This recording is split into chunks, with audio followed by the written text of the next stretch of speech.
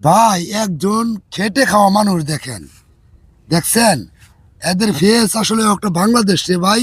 এরা এই যে মাঠে ঘাটে প্রচুর পরিশ্রম করে, আমি এই ধরনের ভিডিও তৈরি করে থাকি। কেতি ভাই কিরম আছো ভাই? ভালাই আছি।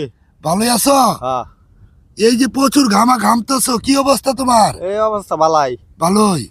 পরিশ্রম কেমন হচ্ছে? একটা রাজ্যের হরির সময় রাজ্যের পরিশ্রম। রোদ কেমন? রোদ আজকে হালকা পাতলাই আছে।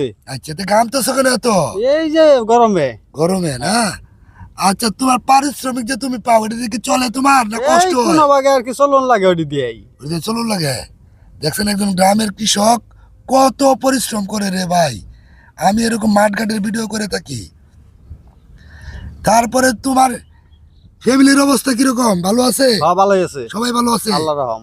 আচ্ছা, আল্লাহর রহমতে সবাই ভালো আছে।